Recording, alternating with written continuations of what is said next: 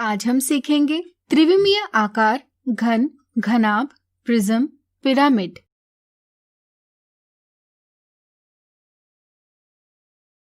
अपने दैनिक जीवन में हम अलग अलग वस्तुएं देखते हैं, जैसे किताब, फुटबॉल, टेबल, पासा, आइसक्रीम, शंकु इत्यादि।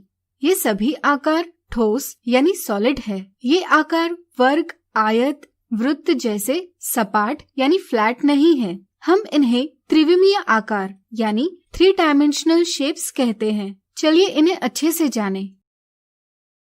यहाँ 3 आकृतियाँ हैं। पहली आकृति एक रेखाखंड यानी लाइन सेगमेंट है, जिसकी लंबाई 5 सेंटीमीटर है। यहाँ हमने इस रेखाखंड का वर्णन सिर्फ लंबाई के आधार पर किया है, यानी कि सिर्फ एक माप के आधार पर किया है। इस तरह अगर हम किसी आकृति का वर्णन सिर्फ एक माप के आधार पर करते हैं, तो ऐसी आकृति को हम एक विमीय आकृति यानी 1 डायमेंशनल फिगर कहते हैं। किरण और रेखा भी एक विमीय आकृतियां हैं। दूसरी आकृति की बात करें तो यह एक आयत है, जिसकी लंबाई 5 सेंटीमीटर है और चौड़ाई 3 सेंटीमीटर है। क्या यहाँ सिर्फ लंबाई या सिर्फ चौड़ाई के आधार पर इस आयत का वर्णन किया जा सकता है? सोचिए। नहीं, यहाँ हमें दोनों माप बताना आवश्यक है। ऐसी आकृति जिसका वर्णन करने के लिए हमें 2 माप बताना आवश्यक होता है, एक द्विमीय आकृति यानी 2 डायमेंशनल फिगर कहलाती है। संक्षेप में हम द्विमीय को 2D लिखते हैं। साधारणतः सभी सपाट आकार जैसे वर्ग, पंचभुज, वृत्त इत्यादि द्विमीय यानी 2D आकृतियां होती है। तो क्या अब आप बता सकते हैं कि तीसरी आकृति का वर्णन करने के लिए कितने माप आवश्यक है? सोचिए। बिल्कुल सही। यह आकृति एक घनाभ यानी क्यूबॉइड है, जिसका वर्णन करने के लिए हमें लंबाई चौड़ाई के साथ साथ ऊंचाई का भी माप बताना आवश्यक है। ऐसी आकृति जिसका वर्णन करने के लिए हमें 3 माप बताना आवश्यक है, एक त्रिविमीय आकृति यानी 3 डायमेंशनल फिगर कहलाती है। संक्षेप में हम त्रिविमीय को 3D लिखते हैं। साधारणतः सभी ठोस आकार जैसे घन यानी क्यूब, प्रिज्म इत्यादि त्रिविमीय यानी 3D आकृतियां होती है। चलिए कुछ त्रिविमीय आकारों के बारे में जानें। घनाभ। एक माचिस की डिबिया लेकर क्या आप बता सकते हैं यह कितने सपाट क्षेत्रों से बनी है? प्रयास कीजिए। चलिए हम बताते हैं। आप देख सकते हैं कि यह सपाट क्षेत्र 1, 2, 3, 4, 5 और 6। इस प्रकार माचिस की डिबिया 6 सपाट क्षेत्रों से बनी है। किसी ठोस आकार के ऊपरी सपाट क्षेत्र उसके फलक यानी फेसेस कहलाते हैं। इसलिए घनाभ में कुल 6 फलक है। अब किन्हीं 2 फलकों के प्रतिच्छेदन पर देखिए। यहाँ आपको एक रेखाखंड बनता दिखाई देगा। फलक जिन रेखाखंडों पर मिलते हैं वे उस ठोस आकार के किनारे यानी एजेस कहलाते हैं। अगर यहाँ हम देखें तो घनाभ के कुल 12 किनारे हैं। इसी तरह जब किसी ठोस आकार के 3 किनारे एक बिंदु पर मिलते हैं तो उसे एक शीर्ष यानी वर्टेक्स कहते हैं। तो क्या आप बता सकते हैं एक घनाभ में कितने शीर्ष होते हैं? प्रयास कीजिए। चलिए हम बताते हैं। यह शीर्ष है 1, 2, 3, 4, 5, 6, 7 और 8। घनाभ का आकार एक ईंट, अलमारी, पेटी, टेबल इन वस्तुओं में देखा जा सकता है।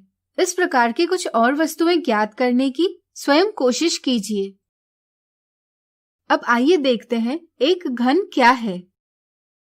एक घनाभ की लंबाई, चौड़ाई और ऊंचाई बराबर कर दी जाए तो हमें एक घन प्राप्त होता है, यानी कि एक घनाभ जिसके सभी किनारे बराबर हो एक घन कहलाता है। उदाहरण के लिए आपने खेलने के लिए पासा यानी डाइस का प्रयोग जरूर किया होगा। यह एक घन है।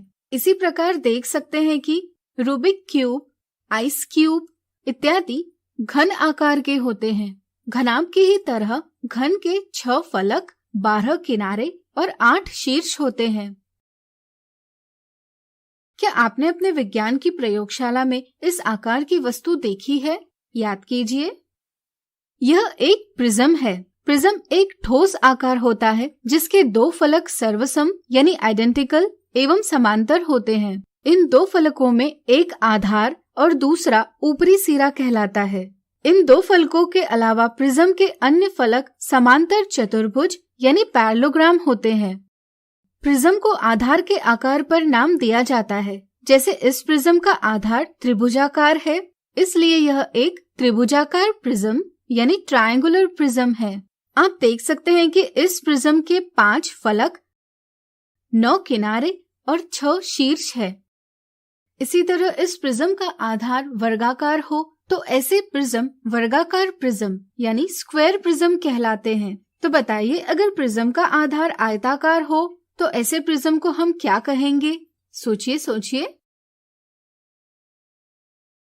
बिल्कुल सही, इसे हम कहेंगे आयताकार प्रिज्म यानी रेक्टेंगुलर प्रिज्म।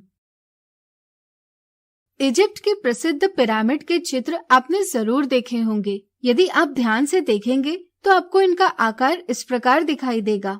जैसा कि आप देख सकते हैं, इस आकार में आधार किसी भी बहुभुज के आकार का हो सकता है, लेकिन शेष फलक त्रिभुजाकार होते हैं। ऐसी आकृति को हम एक पिरामिड कहते हैं। प्रिज्म की तरह हम आधार के आकार से पिरामिड को नाम देते हैं। जैसे इस पिरामिड का आधार त्रिभुजाकार है, इसलिए यह एक त्रिभुजाकार पिरामिड है। यहाँ आप देख सकते हैं कि इस पिरामिड में 4 फलक, 6 किनारे और 4 शीर्ष है। अब इस पिरामिड को देखिए। इस पिरामिड का आधार वर्गाकार है, इसलिए यह एक वर्गाकार पिरामिड है। क्या आप इसके फलक, किनारे एवं शीर्ष ज्ञात कर सकते हैं? वीडियो रोककर प्रयास कीजिए।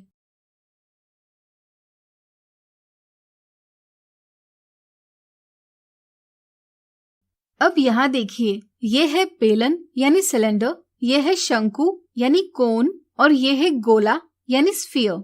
जैसा कि आप देख सकते हैं, बेलन में 3 फलक है, जिनमें 2 समतल फलक यानी फ्लैट फेसेस है और एक वक्र फलक यानी कर्व्ड फेस है। इसमें हम यह भी देखते हैं कि 2 किनारे हैं, लेकिन इसमें कोई भी शीर्ष नहीं है। शंकु में 2 फलक है, जिनमें एक समतल फलक और एक वक्र फलक है। इसी प्रकार इसमें एक शीर्ष है और एक किनारा भी है। गोले की बात करें तो इसका एक फलक होता है, लेकिन इसे किनारा और शीर्ष नहीं होते।